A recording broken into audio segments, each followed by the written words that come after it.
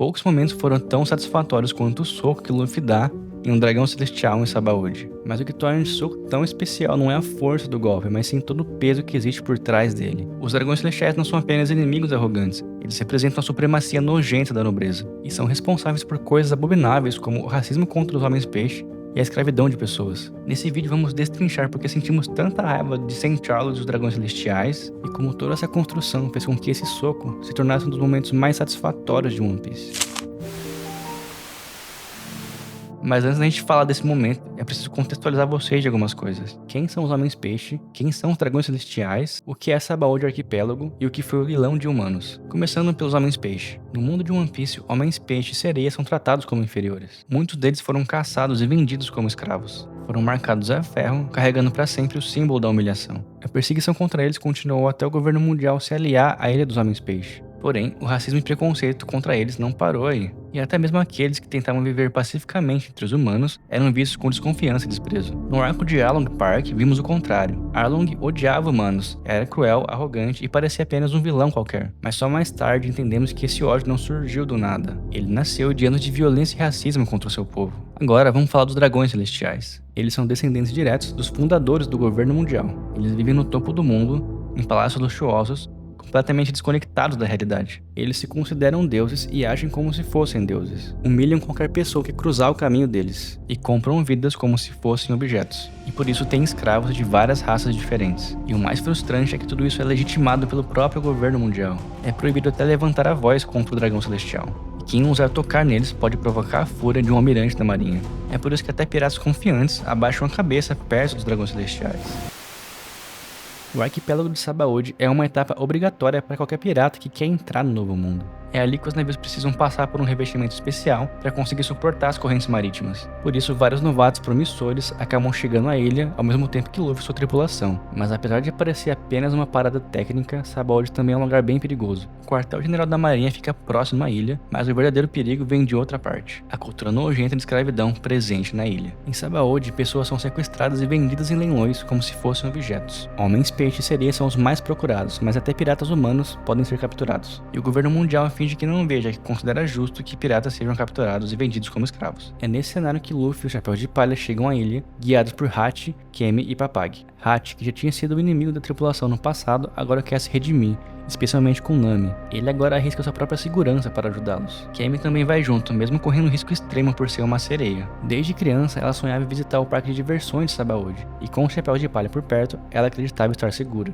Mas logo ao chegarem, testemunhamos a verdadeira podridão dos nobres. Um escravo tenta fugir e ao tentar retirar a coleira de metal, ela explode brutalmente. A cena é desesperadora, mas ninguém faz nada. Nem mesmo Hachi, que explica que é impossível intervir. Logo em seguida, os dragões celestiais aparecem para recolher sua propriedade e tratam o homem no chão como se fosse lixo. E no final, ainda dão um tiro no homem, completamente frios e indiferentes. Todos são obrigados a se ajoelhar e a ficarem sem fazer nada, pois sabem que apenas encarar um dragão celestial pode ser motivo suficiente para envolver o almirante da marinha. E então, em outro momento, vemos Saint Charles. Ele é o retrato perfeito do que os dragões celestiais representam. Ao ver um homem ferido, Charles simplesmente o chuta como se fosse lixo. Logo depois, ao notar uma enfermeira que tentava ajudar, decide em voz alta que ela seria a sua nova esposa. E seus subordinados respondem que vão preparar os papéis para oficializar mais uma esposa para ele. A enfermeira entra em desespero, dizendo que já era noiva. E nesse instante, seu noivo aparece correndo até ela para defendê-la. Mas Charles, sem pensar duas vezes, saca sua arma e atira no homem apenas por ter cruzado seu caminho. É revoltante e nojento. E cada uma dessas cenas serve para aumentar a raiva que sentimos desses nobres intocáveis.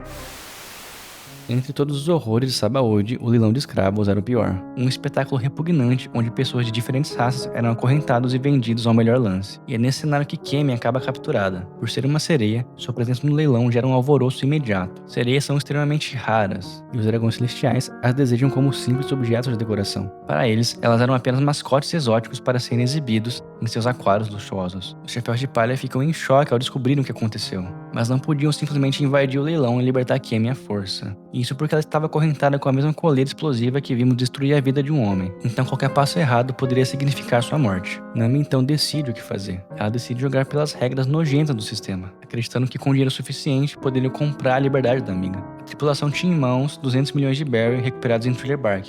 Parecia a única saída, mas no leilão tudo desmorona. Entre os compradores presentes estava St. Charles. Assim que vê Cammy, ele decide que precisa comprá-la, e dá um lance absurdo, muito acima de qualquer valor que Nami poderia oferecer. Não havia escapatória, o sentimento de potência toma conta. Cammy estava prestes a se tornar propriedade de Charles e ninguém sabia o que fazer. É nesse momento que Luffy chega e age. Sem pensar duas vezes, ele corre em direção a Cammy para tentar salvá-la. Hachi o segura, desesperado, tentando explicar a gravidade da situação. Porém, ao usar seus 6 braços para segurar Luffy, Hachi acaba revelando sua verdadeira identidade para toda a plateia. A multidão entra em choque, pois havia um homem-peixe no meio do leilão. E diante de todos, um alvo perfeito para a violência e desprezo de St. Charles.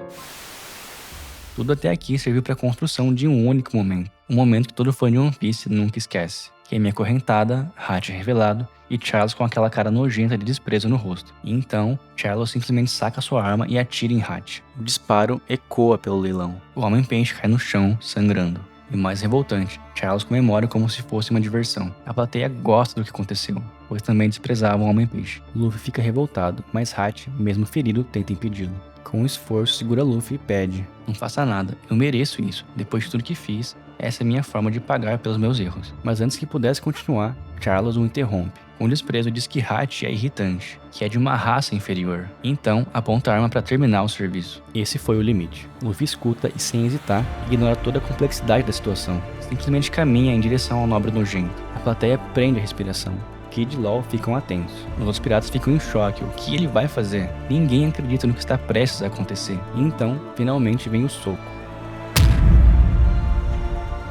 Um golpe rápido e forte, carregado de toda a raiva, frustração e impotência acumuladas. Charles voa longe, nocauteado na frente de todos. Por um instante parece que fomos nós que demos aquele soco junto com Luffy. Foi apenas um soco, mas todo o contexto por trás dos dragões celestiais, os anos de abuso e toda a impotência que sentimos ao longo do arco, tornaram esse momento extremamente satisfatório. O que deixa tudo mais interessante é o motivo por trás da decisão do Luffy. Ele sabia das consequências. Sabia que agora um almirante poderia aparecer a qualquer momento, mas nada disso importava. Ele fez isso por uma amiga que havia conhecido há pouco tempo, e também por um novo aliado que já tinha sido inimigo no passado. Esse é o verdadeiro Luffy, alguém que nunca pensa duas vezes quando se trata de resolver coisas que considera injustas. É claro que o soco em si não resolveu a questão complexa da discriminação contra os homens-peixe, nem derrubou a soberania nojenta dos dragões celestiais, mas naquele instante ele quebrou o silêncio e mostrou que alguém finalmente teve coragem de enfrentar esses nobres intocáveis, que foi um alívio para o sentimento de impotência que sentimos ao longo do arco todo. Logo após o impacto, a plateia inteira entra em pânico. Todos fogem desesperados do leilão, temendo as consequências de agredir um dragão celestial. Apesar do tumulto, os piratas da pior geração ficam no salão, e mesmo sabendo das consequências, esses piratas não conseguem evitar. Por um instante, admiram a coragem de Luffy, e no fim, apenas por estarem no mesmo local, acabam se tornando cúmplices. Felizmente, os chapéus de palha não estavam sozinhos. Eles encontram Silver's Hailey, que ajuda a retirar a coleira explosiva de Cammy antes que fosse tarde demais. Frank ainda consegue encontrar as chaves das coleiras, libertando todos os outros prisioneiros que seriam vendidos como mercadoria. E nesse arco que pela primeira vez vemos Luffy, Kid e Law lutando lado a lado. E revendo esse episódio hoje é bem engraçado ver como eles já eram extremamente competitivos entre si. Obviamente acontece muita coisa depois disso, mas já não é mais parte do tema desse vídeo. Então, se você assistiu até aqui, meu muito obrigado. Não esquece de deixar seu like, se inscrever no canal. E é isso. Valeu!